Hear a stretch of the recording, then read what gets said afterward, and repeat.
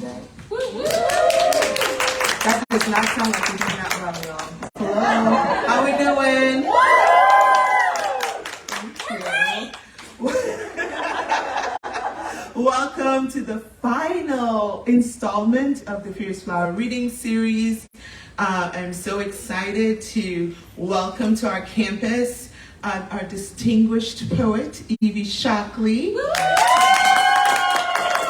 And the also distinguished winners of the Fierce Flower Poetry Prize this year, Alafia Nicole Sessions and Marissa Davis. And I just want to say that this year we had the most entries we have had since this competition started running in 2017. And Dr. Shockley will tell you her choices were challenging, and so we really do have two amazing poets in addition to our judge here this evening. I want to start off by saying some thank yous. Thank you to our online audience for checking in, for being here. We hope that you continue to join us in the fall when we resume in September. I want to thank all of you in person for being here. I know it's so nice outside. I'm like, we're going to lose them to the sunshine. But you came, and we're so happy to have you. You are in for a treat. I want to thank our setup folks, Megan and Jessica. That's our communication specialist and our graduate assistant. I want to thank the bookstore because you are going to have the opportunity to buy and get books signed by our poets, which you will thank us later. And I just want to again thank El Renee, for the first time, El Renee, who is the assistant director, who you will see up here later on.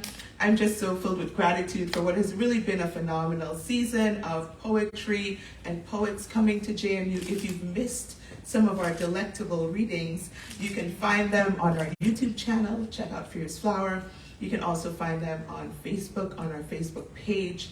Two things you will see QR codes posted. They're on your chair all over the place. So please respond to the survey that QR codes takes you to. And also please follow us on social media. We're on all the things, the Twitters, the Facebooks, the Instagrams, I don't know what all else Megan has us on. Follow us. We have fun content. We have poetic content. We have inspirational content. We have stuff about poets, and most importantly and relevantly to you, about our upcoming events. On that note, I am going to cede the floor to our judge, who will be introducing, I get to take the evening off. She will be introducing the poets, talk a little bit about her choice, and then we will hear from our honorable mention, we'll hear from our winner, and then we will finally hear from Evie Shockley herself. Thank you all.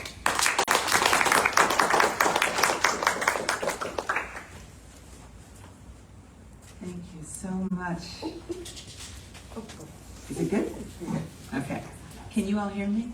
Yes. Okay, excellent. First of all, gratitude to Lauren, Elaine, and to Elle, Renee, and how can I not say to Joanne Gavin for making it possible in various ways for me to be here today. This is such a special, I might even say sacred poetry space for me, and it's fabulous to be here.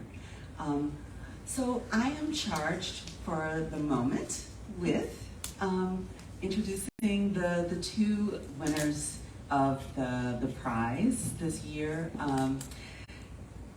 who I had the pleasure of meeting earlier this afternoon. So this is perhaps the most wonderful part of being a judge.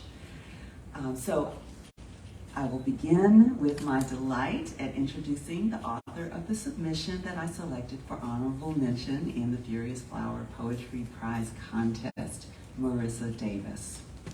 Marissa Davis, you can clap.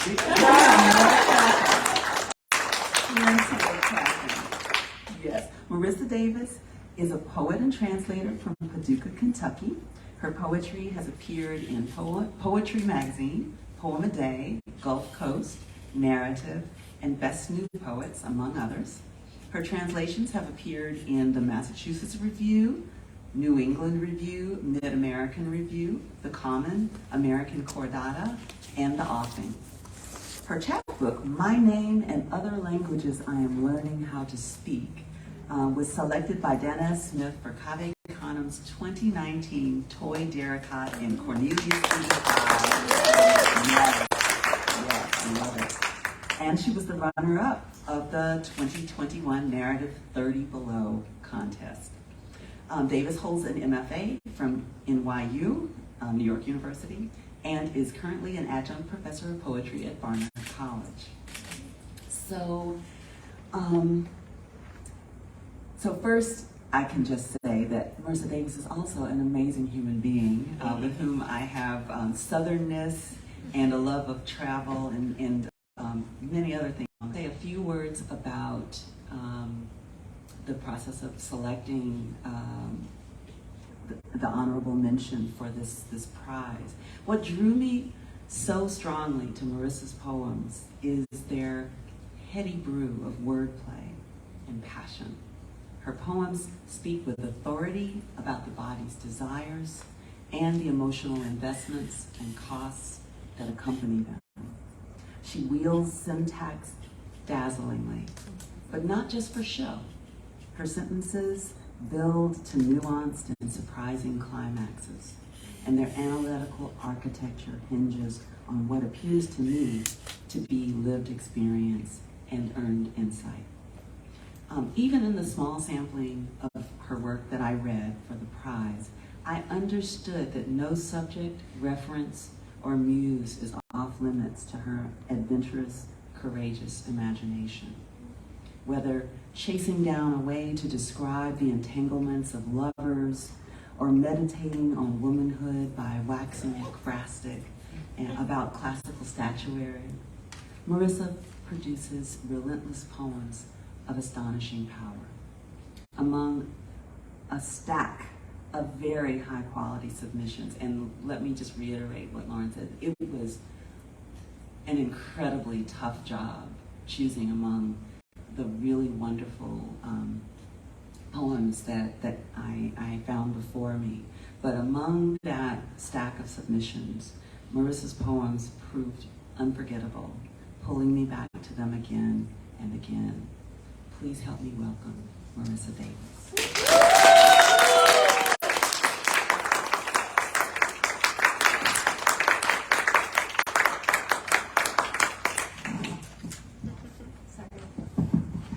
Much shorter than Evie, and most everyone, so it's always a bit of an adjustment.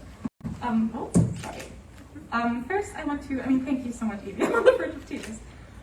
Thank you for your appreciation of my work. Thank you for your Curious Flower, for everything, for all of that you do to support Black poetry, for bringing us here and hosting us. It's such a joy and an honor. Congratulations again to Nicole. And yeah, I get nervous on stage, so I'm just going to read poems now. Can you hear me okay? Okay. Oh, sorry. Let me also, that might help. So the first poem is poem Failing at Refusing the Word You, with a line by Luce Ilgire. Won't winter rummage through any attic of memory? Never mind if I would have died to forget. If to see, I have to see without history. Pretend a presence come unto me, startling as an unexpected match of gaze, as some rare annunciation.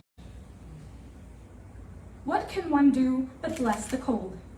Mimic the ordinary strangeness of water, leaning asymptotically toward the nature of stone, nearly becoming what it ought not to have been, when there are seasons that will hand anything to flame, mistake and miracle alike. I should be grateful if two strangers built a bridge over the bonfire I was. I could have simply been a hole, abrupt, warming nobody.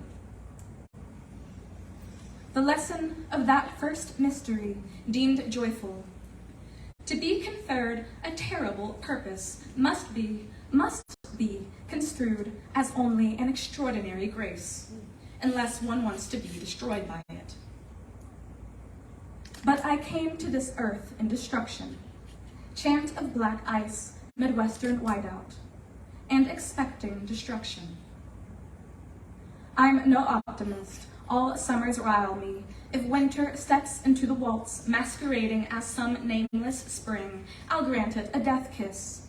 Then let myself be fool enough to reimagine anyway. Then let the meaning of reconcile pendulum in me. Now a lifeboat, now a maelstrom widening my inner sea. I was not ignorant that that mouth would make again brief home of mine, given the wrong place, the wrong time, my allowance. In the context of an amnesia as artful as blown glass, any error could be revivified, made as if never made before. I know that all safety is impossible, that saying you, I must die, and I say it. And in the saying is the very word into which love is always being translated. In the saying, I gestate my own world's deliverance and demise. Soldered, I return to the heart of a dry soil season lost to time on purpose. I pass myself the match. Wow.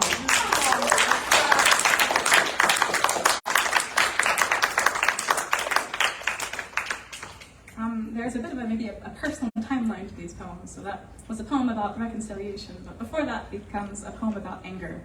So this is the angry poem. Exercise in the conditional. If I had to corner you like a big cat in the back of a distressed sedan, then you'd already thrown the harpoon through my shoulder. If the rain in this climate would never fall, it was impossible to say who was hunted. The Tropic of Cancer, so pale and squeamish, I could have eaten you alive. If the ragged arena were a foreign road, then we had abdicated the mutual comprehension we used to believe language owed us. Then we slung exile at the fracture point of the theology we'd claimed to share. If, in the beginning, my tongue could not reach any word worthy of the animal you made me, then your smell once robbed my body of translation. I donned a lingual, immaculate sense. I wanted and never needed my mouth for anything more, and for a fortnight I thought it inviolable. If this were a poem about sex, it would not be about warfare. If this were a poem about love, it would still be about love, had we ever chosen to claim domicile in such temperate hemispheres.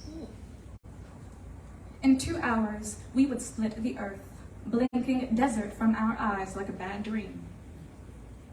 If you believed I'd let you go that far without atonement, you didn't know me. If I tore your spear from the gore of me, then my flesh dripped hot night and a memory of planets, fetally overexposed at the point we recognized was our galaxy's edge. Then you didn't think to hide her. Then it was me you had aimed to hide. Then I had no choice but to maul you honest. Just before the taxi gate opened, a seafloor volcano vomiting continents between us. If I required your sedimentary confession, I required your mineral heart in my palm. If this is a poem about love, it is about the risk you did not think I'd take to guard me. Then it is an ode to no one and nothing but myself, and the long canines I trembled and breathed deeply and coaxed to eruption because I needed to, and to the river of my mother's voice slaking the arid country behind my ribs. Baby, don't you ever be nobody's fool.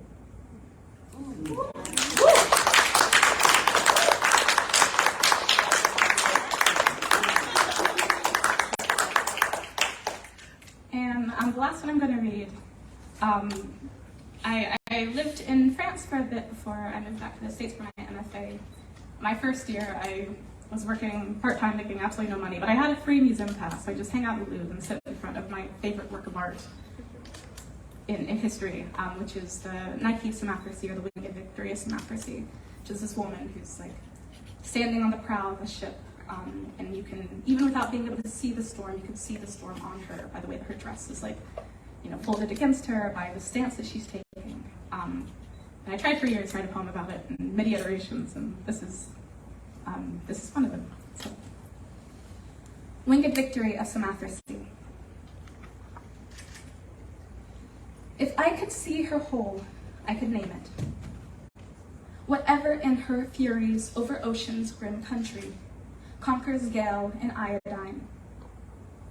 Simpler, I suppose, to be pure stone than pure spirit, which my sister once told me, painting a doormat haint blue, won't cross anything it believes is water. Boundary shouldn't exist for a soul without a territory. Imagine your essential form, a room to call home in any season, on any soil. My sister, pragmatic, would say, isn't that exactly what a body is for? As if we didn't take turns starving ourselves for a decade, unsure of how much of us we could claim or unclaim, but pretending brutality was a kind of deliverance, would train our spirits to hunt kinder landscapes to reside in. Somewhere all matter comprehends longing's unspeakable language, the scent of wet birch or a mistral wind negating the toil of sun. I am terrified to believe in Nike's warring step, in the holler her waist throws through cyclone, in the challenge her thighs make to night's whoop and rain sting, in the argument of her eagle's wings. I am afraid to believe it doesn't take being rock to consecrate my own brokenness. Then I have failed myself.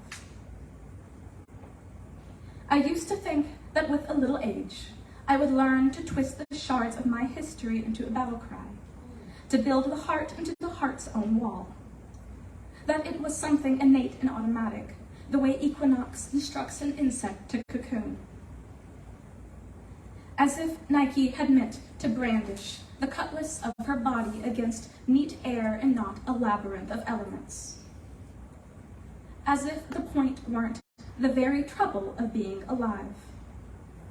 That a heart can only ever be a window, naked in the weather, available to it. Thank you all so much.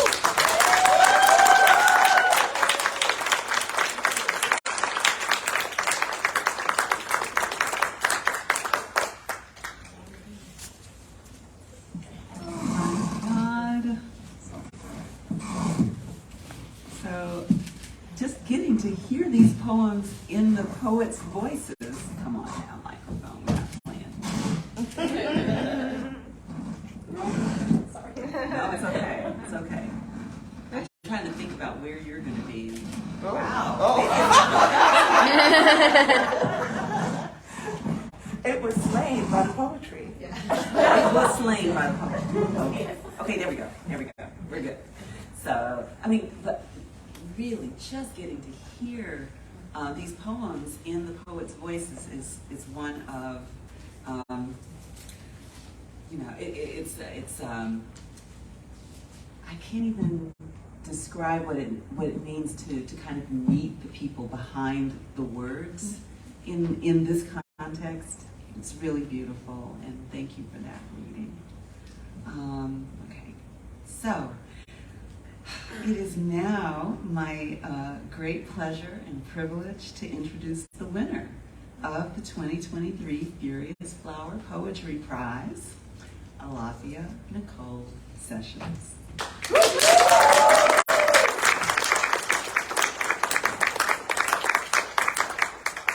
Alafia Nicole Sessions is a Black poet and mother from Los Angeles. She currently works as an educator, actress, herbalist, and doula.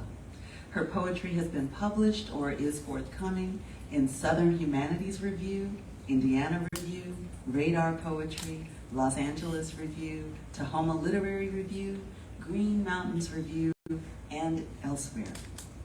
Nicole is a recipient of the 2021 Sustainable Arts Foundation Award and Randolph College's Elizabeth Wiggins Award. She's a candidate in the Low Residency MFA program at Randolph College. So, after lunch today, I can say again that there might be something that makes at least some poets also really wonderful people. Nicole is super warm and amazingly intellectually curious, and I am really, really glad to begin this acquaintanceship with her and her work.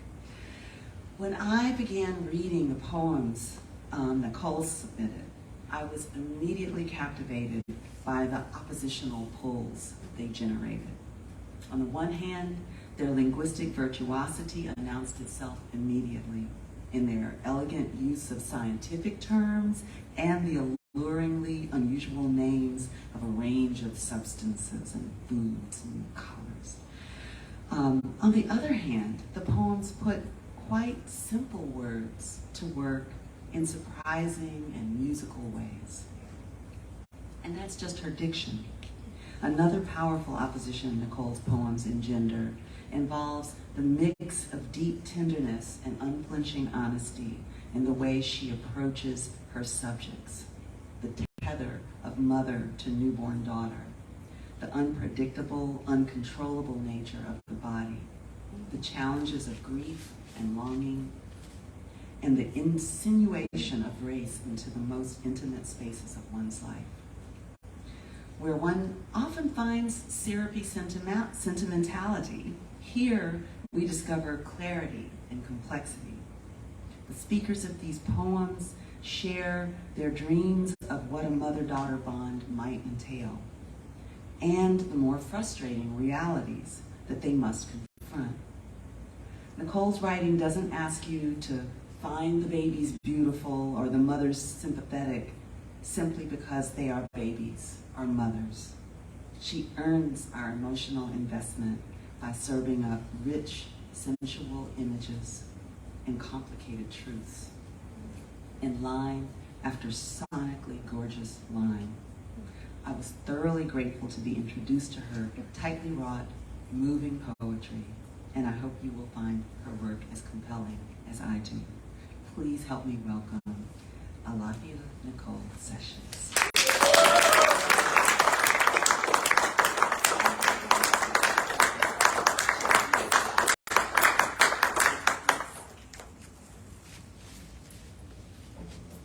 Hello, hi everybody. Hey. Can you hear me okay right here? Yes. Okay. Don't touch it. I won't touch it. Okay, I want to start by saying thank you. I'm so grateful. There's so many feelings, but gratitude is the predominant one. And so I want to say thank you to Dr. Gabin. Thank you to Elle and to Lauren. Evie, thank you. This is a dream come true, truly. I want to thank Marissa for your beautiful reading and say congratulations. And I'm sure some more stuff will come up, so let's just jump into this. I'm going to read 3 short poems.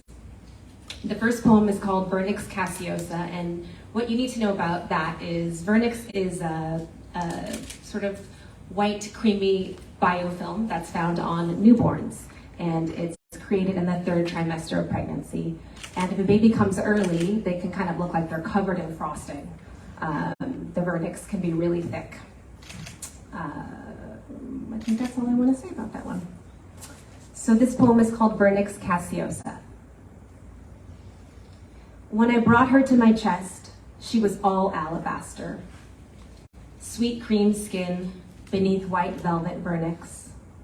Womb wet, her tiny stallion unstalled, hushed despite my calling to her. My mind thick with the rich smoke of copal. Small beast with beating heart and beady eyes, bright as the night that ushered her in.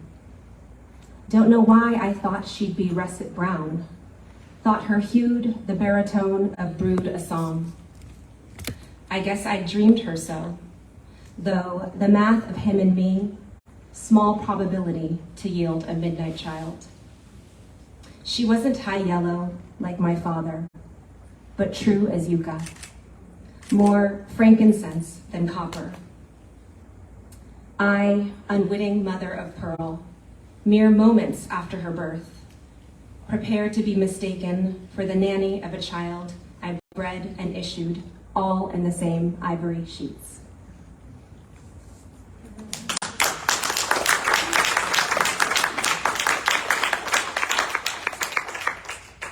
This next poem is called Portrait of a Newly Postpartum Mother with Mastitis. What you need to know, well, I'm a birth keeper, I'm a doula, so I support women in the full spectrum experience, so pregnancy through any outcome, including loss, including birth. Mastitis is a condition that you can get when you are breastfeeding. It's an infection that is caused by plugged milk ducts. So it's kind of like flu-like symptoms. And the wild thing about it is that as a new mother, when this typically happens, you're learning a baby, you're learning to mother, you're learning to nurse. Baby stays alive because you feed baby, but you are also hallucinating. You're also fevering, you're sweating, you're super sick, but you still have to give. I also want to say, we are just wrapping up Black Maternal Health Week. It just ended. And if you don't know anything about the Black maternal health crisis, find me after the reading. I'd love to share with you what work is being done. There's a lot of work being done, but basically what is happening is that Black moms die at a higher rate during childbirth and immediately after childbirth. They die 3 to 4 times more than their white counterparts. Legislation is happening, grassroots organization is happening, but we need more attention, we need more dollars, we need more activism. So if that is something that is interesting to you, if you're curious, find me, and I will give you some resources and some reading. All right. This poem is called Portrait of Newly Postpartum Mother with Mastitis. Currently, your currency is milk. You decant your opal past into the basin of her head. Maple syrup weeps from your skin. You, the crowned goddess of fenugreek. You'll know you need care when your breasts fist themselves militant, hard as green mangoes. Chalk pills threaten the channel of your throat, serve as armistice between your baby and your body. You air grievances, purge clots the ruby round of extant hearts. Your womb, a wound, pulsing, wet like skinned pomelo. It's likely you'll leave your body, thank the fever for permission to fly, to be famine and flood all at once. A thirst that cannot be sated, a river that thunders and stains. Once you had a name, now you answer only to rest.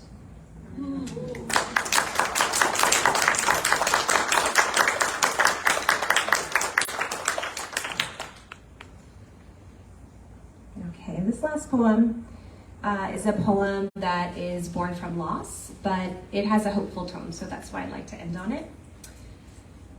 The speaker in this poem, in order to process grief, imagines an alternate ending. It's an alternate timeline in which her child is alive and in which she switches positions. She becomes the child and the child becomes the mother.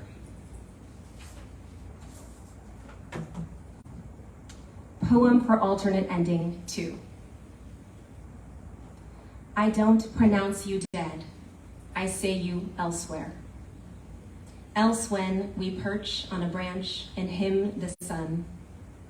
Someone else, you are my mother now, tucking the small knob of my tailbone above the soft pouch of your belly now. My ear to your heart now, your blood hum like the conch song, dulcet, deep. Now we sequester carbon with our laughter. Now we finger paint with beet juice, turmeric root. Now, no one polices my mouth on your breast. Now, there's no police, there's just penance. In this here and now, you trust enough to leave me for a spell. Trust the desires of your peers will cast themselves from my small frame. Here, in money trees, we sleep upside down. We, euphoric eutherians, branches hugged by the backs of our knees. Here, now, we remember our dreams. Thank you so much.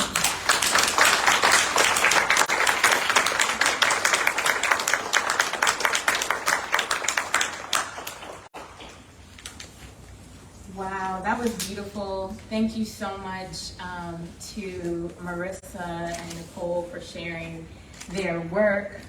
Now I get to keep the good vibes going with introducing our prize judge, Evie Shockley.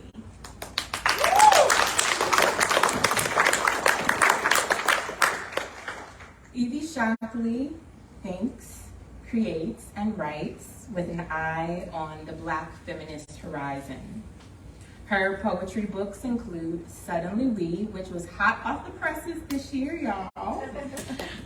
Semi-Automatic, and The New Black, which I taught with my class this year. Shockley's international work has been named a finalist for the Pulitzer Prize and twice garnered the Hurston Wright Legacy Award. Her joys include being a member of the collective Poets at the End of the World.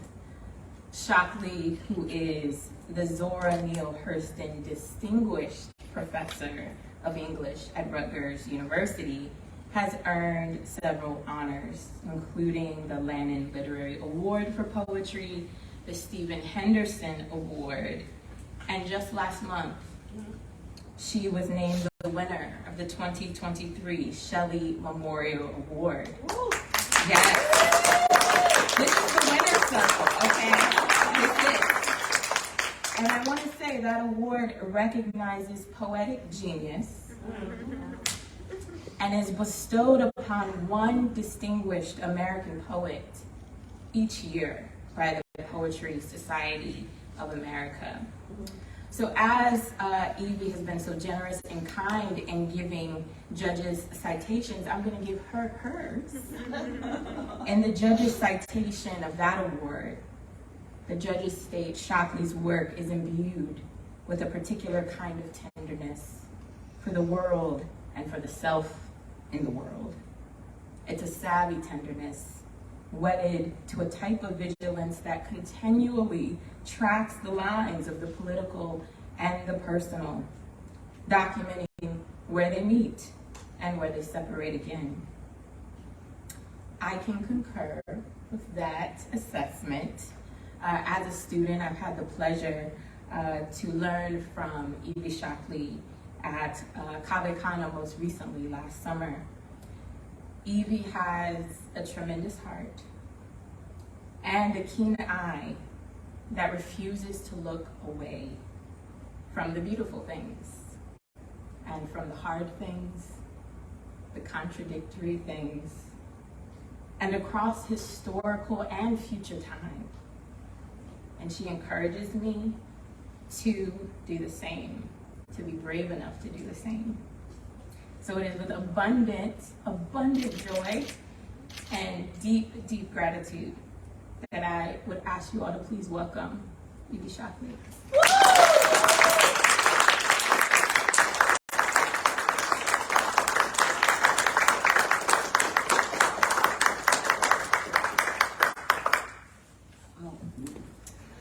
Thank you so much, Elle. Oh my gosh. And it feels like a homecoming every time I'm at Furious Flower, but also like a new arrival after that kind of introduction.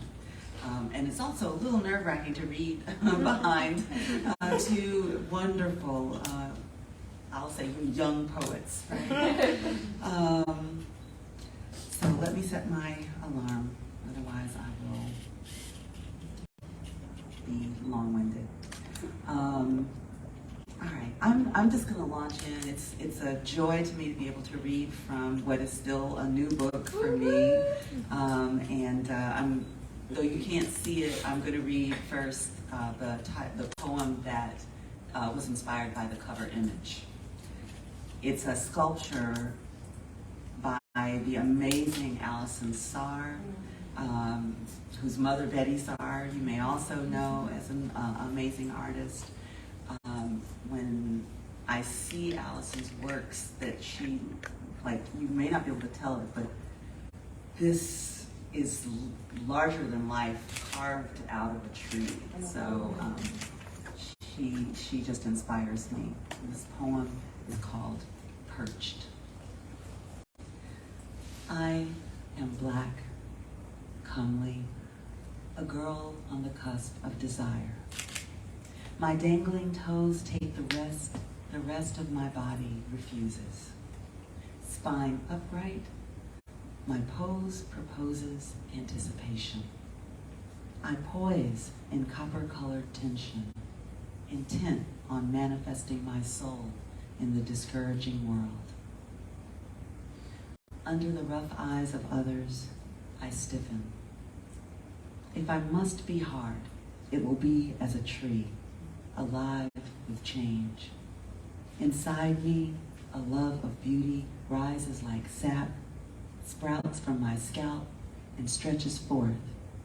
I send out my song, an aria, blue and feathered, and grow toward it. Choirs bare, but soon to bud. I am black and becoming.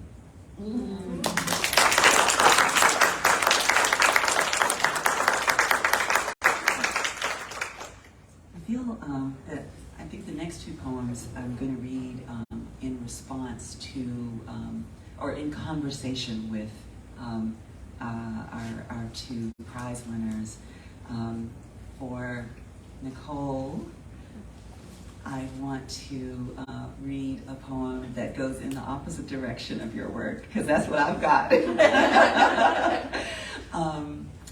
This, I guess, do I want to introduce? I'll just read it. It's called The Blessings, and there's an epigraph by Nikki Finney. The things that I give birth to matter. The things that I give birth to give birth to other things. The blessings. I gave mine away. Not all, but the greater portion, some would say. I gave away the ready claim to goodness, to purpose. I gave away Mary, Sarah, and Isis. I gave away necessity and invention. I gave away a whole holiday, but I kept Billy. I gave away the chance to try and fail to have it all. I gave away the one thing that makes some men pay. I gave away the pedestal, the bouquet. I gave away Nell Wright, but I kept Sue Peace. I gave away the fine-tooth comb, but I kept the oyster knife.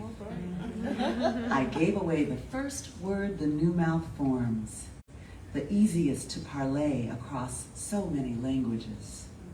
Escaping the mob, I gave away the power to hold and be held in sway.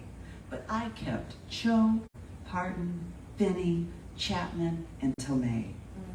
I gave away the Eve who left the garden that day, but kept the cool green, shady, fruitless, fruitful stay. The evening that did not fall away.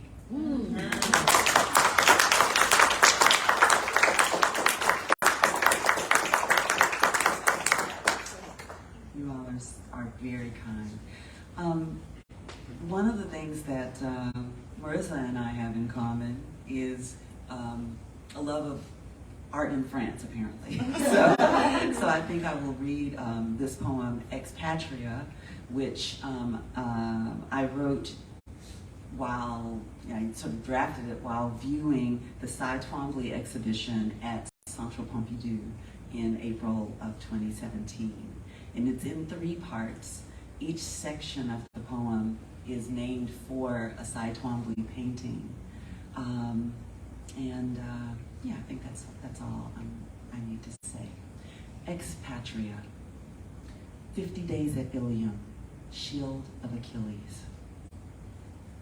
A mythology begins with a question like, who are we? Where are we? What is red? Why paint? Why me, Lord, why? A person who knows all the answers can only borrow a mythology, like, I'm King Midas, or I'm God. A painter can take a mythology and remake it so that it answers a new question, like Romare Bearden asking Odysseus, who are my we? And Cy Twombly asking Achilles, why are we still you? Painting the eye of a storm on a shield, cutting the trickster out of black and blue paper, and lashing him with glue to the mast of his last ship. The journey always rough, some miserable god under land, under sea, always looking for company, people always succumbing. The hero is the one who comes home, even if it's by process of elimination. A playwright can make a mythology ask, what's wrong with this song? Like Susan Laurie Parks asking Ulysses about coming home from the war. So why are you still a hero? And why are you still coming home from a war? And women die too in wars, even if it's not the expected death. And wait, that's not a question, but it's still a mythology, if that's the only thing she knows for sure. Quattro stagioni, primavera, estate, autunno, inverno. A mythology can ask, why is autumn so beautiful?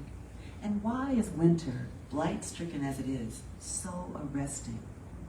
A mythology, as opposed to a young person, can find autumn and winter much more striking than summer.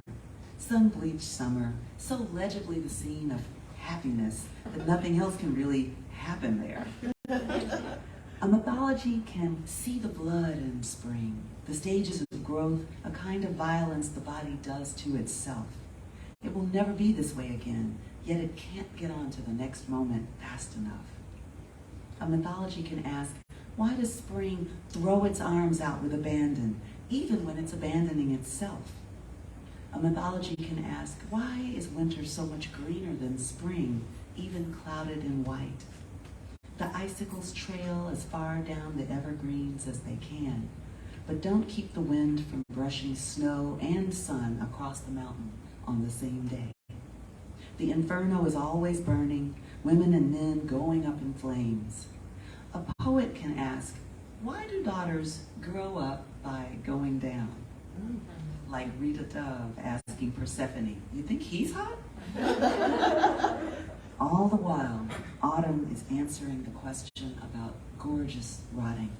Just magenta, green, brown, pink, yellow, red, violet, flying off the mythological canvas. Untitled, A Gathering of Time. A mythology of time can ask a subtle question. A sky blue can gather white clouds right before your eyes, holding them by threads of paint, stringing us along so that we miss the purple. The thunder is always further away than the whitening. A poet can grab a mythology of time that takes place over the dead bodies of letter after letter. The tongue lays them to rest, and they are covered by a sheet that falls far from the tree. A Cy Twombly can leave for Rome at 29 and still die an American artist, a hero who doesn't come home. A photographer can snag a mythology to turn her back on it, wearing black and steady gazing from a question that's a statement of the only thing she knows for sure. Like Carrie Mae Weems asking institutions like the British Museum when and where I enter, showing that she's the answer. Contrast, stark, the steps leading in, leading away. Bright but heavy.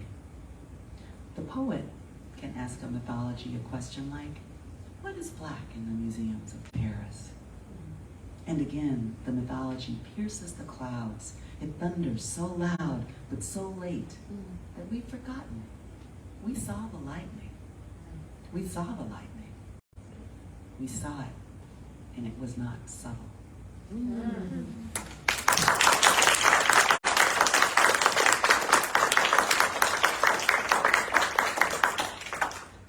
think I have time for probably just two more.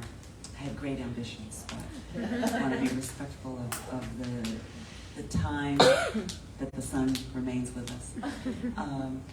This next poem is one that feels like a point of connection for me with my last book, which was written in the heat of the Black Lives Matter movement, and is just another indication of the more things change, the more they stay the same. It is titled Breonna Taylor's Final Rest, or The Furies Are Still Activists. And hopefully you know the Furies from Greek mythology as beings who were tasked with sort of pursuing wrongdoers. And I came to find out that the Furies have names individually and different particular charges. And so you'll hear reference to Tisiphone, whose particular province was homicide. Breonna Taylor's Final Rest, or The Furies Are Still Activists. Maybe it's your worst nightmare. A thundering knock on the door, or no knock, just the lightning crack of wood giving way against its nature. Maybe you've never dreamed of such force being used against you in your home, in your bed. You are cocooned, your heart beats slow. The darkness is part of what makes you feel safe.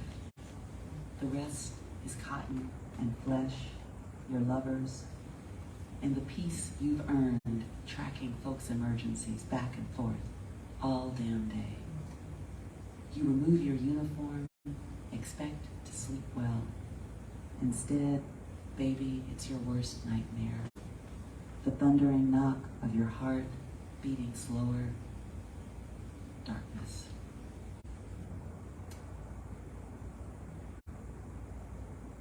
Is part of what makes us so furious. The fact that the same bloody forces that blew your life to shreds are still free to deliver their next bouquet of violence.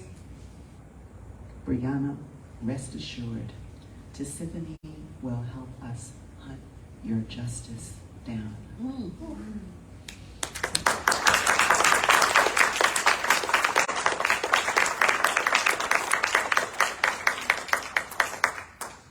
And I want to end on a slightly different note. This is a poem that has a title that plays with language in one of the ways I like to do it. So there's a word that has parenthetical in the middle of it, around the ED. It's called destination. Okay. And if you hear references to maybe books you know or historical figures you're familiar with, you're not wrong. Destination. I became a fugitive the first time I sent the W of my wish flying into the dandelion's fro. That white cloud scattered in patterns of maybe, and my thoughts followed. Maybe north, maybe France, maybe my lips the color I was born with. I became a fugitive long before I donned the gear. By the time I slipped myself out the box of stockings and heels, my fugitivity was old hat. I became a fugitive the first time I looked around the house of could be worse and knew a garret could be better. Knew alone could be better. long before I stuffed seeds into a pillowcase, packed a bag, or earned enough mad money for me to get downright fucking furious, I could tell I was en route to absent. The first time I cast my dreams into a future the shape of my body, my intellect, my heart, I was gone. There was no other space that could contain me. There was only the squeeze into obedience's shadow and the spill of my elsewhere into watchful silence.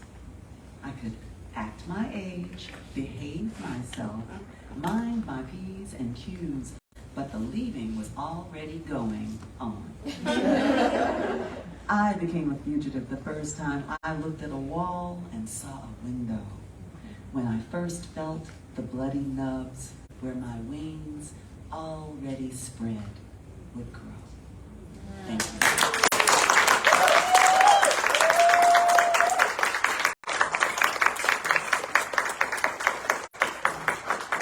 Let's give it up for Evie Shockley, Marissa Davis, and our first flower winner, Nicole Sessions. Thank you all. That was so wonderful. I am going to take this out of here and open the floor, if y'all wouldn't mind. Just stepping up here a little bit. We have a few minutes. We love to do Q&A. Y'all, we have a Pulitzer Prize finalist, Shirley Memorial Award winner. We have a Barnard College professor, and we have a birth doula, poet. We have amazing people. If you have questions, they have answers or better questions. So I ask you and you, our online audience too, we are checking for you. So if you have questions, send them in the chat and we will convey them to our winners and amazing judge. And I am not afraid to listen to fluorescent lights for a long time. I have a question to kick us off. Because there's some poets in the room. Poets, it's National Poetry Month, right? And often we wonder when we're going to the page how to begin, how to start. Where do we start at? For my students in the room, this might be helpful for your poetry portfolios. All right, can you give us some insight on where you begin? Is it an image? Is it a sound? Is it something that's been jangling around in your brain? How do you begin?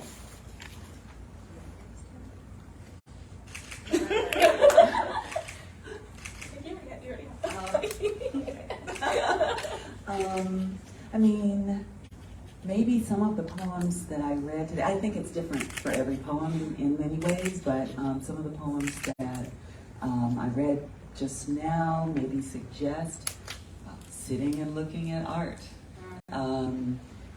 Sometimes there is a kind of a conceptual grain of sand that's gnawing away at me and finally produces enough fluid of some sort to aim itself towards the pearl of a poem. I'm thinking like the poem Destination, the idea of, you know, how elusive freedom is, but how the plan for freedom, the aspiration, the embrace of the potential of the movement towards freedom can be enough, at least for a while, right? So, you know, sometimes it's language itself. A great word or a phrase always gets my juices running. Reading other poets. Yeah, I think honestly a lot of the same things. I feel like it changes poem by poem. Sometimes it's something very experiential. Like I'm trying to work on one now that, you know, a couple months ago I've got a friend who at her birthday, she goes to Brighton Beach even though it's like the dead of winter. And while I was walking towards the beach, you know, I heard this woman just like crying in this way that felt just inconsolable listening to it. And I was thinking everyone has cried that way at least once. So you know exactly, like it takes you back to that moment. A lot of the poems here, it's like you date the wrong guys a couple of times. You can have so many poems. But sometimes it's a lot harder coming to the poem. I think for me, it helps to have something to kind of grasp onto. I often, when I'm reading poets that I really love, I'll find just words that call out to me and kind of build a lexicon throughout sometimes one book, sometimes several books, and kind of play around with using those words. Sometimes several, sometimes just one, and see what comes out of it. Sometimes it's a work of art that I kind of think of what it made me feel and experience, and trying to write something off of that. I think generally speaking, just the reading almost always will oh, there's something in that music and those images that I want to emulate and try my own hand at. Love those answers. I'm going to third reading. I would say anytime I feel stuck or I don't know where to begin, the book I read does not get finished. The book gets put down and I'm running to the page. So read, and then to say something different, pay attention, look, listen, watch, and just take those notes. It could be a word, it could be a color, it could be something someone said. Always write it down, and then go back and mine those pages. Go back to your journal. Mine is my notes section on my phone, which is just chaos. But when I go back and I'm like, oh, that thing I saw, that thing someone said, it's a seed, it's a little thread, and maybe not Monday, but maybe Wednesday, that's going to get me a page of something. So listening, paying attention, reading. Woo-hoo! Sorry. Journals and reading for my students in the room. Oh, wait, no. Oh, I thought you were moderating. We have a hand. So this is mostly for Evie and regards to your Breonna Taylor poem, but also everybody, because everyone talked about hope. In this time, in this moment, when things are very difficult or things are kind of hopeless, if you feel that way, how do you find, if you do, hope? And then how do you write hope, is my question. I'm a slow walk, so you can think about that.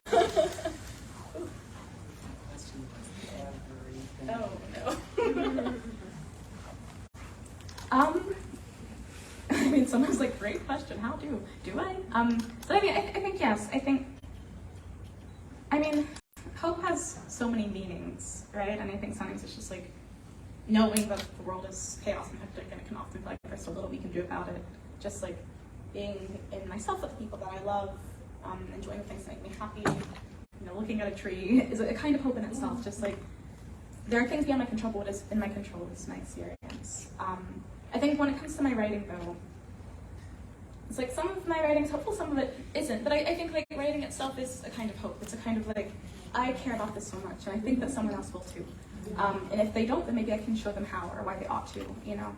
I recently finished a poem that was kind of braiding both the story of the East Palestine train derailment and the story of so my hometown in rural Kentucky. It's we back in the 1950s in the Cold War, they had an uranium enrichment plant full of bombs, and it turns out there's this contamination happening that no one really knew about up until the 90s. And I was talking about those two things. It's it's not really a hopeful story. It's lots of people are at risk or were at risk or / continually still at risk, and not enough is being done about it. But it's maybe the act of a kind of archiving of it, a kind of, this is what it means so much to me, and I want to let others know, that this is something happening, and that, maybe a collective consciousness and maybe whatever action we might take because of that is its own kind of, it's not a hopeful experience, a hope of what our own knowledge and the power that we might take through that knowledge, the actions we might take through that knowledge can do.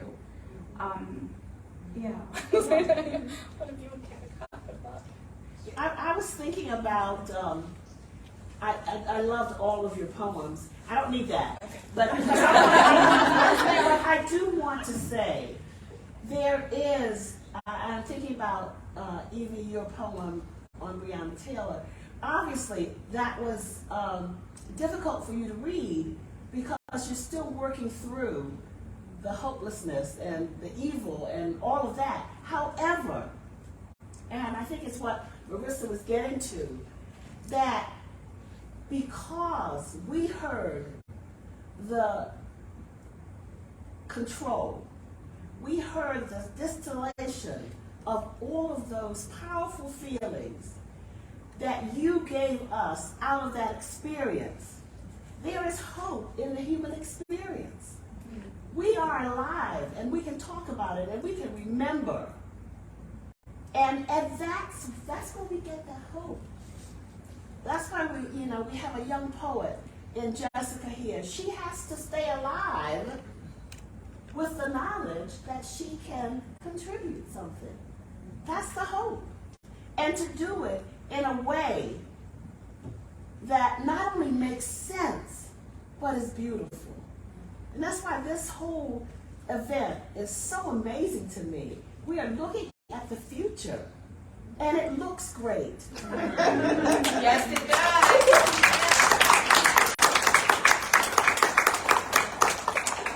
I don't know if we can answer that question better than that.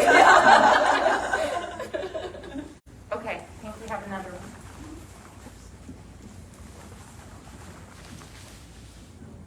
Hi, my name is Layla. Just amazing work from all of y'all. Y'all are so great and very inspiring. I have a question for the sessions.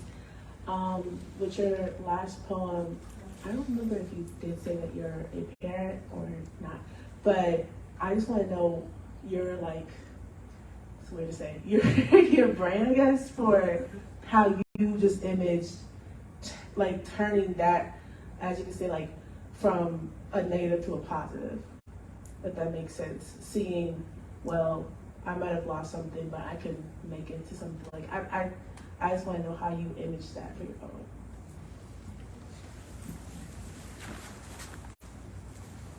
Thank you for that question. Writing that poem was an exercise in processing grief, and I think that it really relates to the conversation we just had in terms of hope. It's a hopeless situation, and so the only place I could find hope was in imagining a different future or a different timeline. And so, is it real here in this space-time continuum? It's not, but on that page and in my heart and mind, it was real. So it's a healing on that level, if that makes any sense. Okay.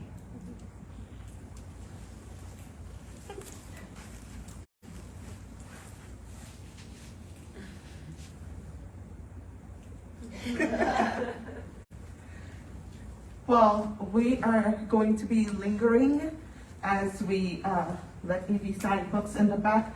Can we have one more round of applause? I think it was good that we end on hope and the future. Thank you so much for being here. Evie will be signing books in the back. Marissa and Nicole will be around. You can ask them your questions not online or not in the mic, or just congratulate them on, again, some stellar work. Congratulations. Online audiences, thank you. Check out our survey, y'all. We need to pay these poets, and we do that by getting grants, which we get by giving responses about how much people loved our programming. So please complete the survey.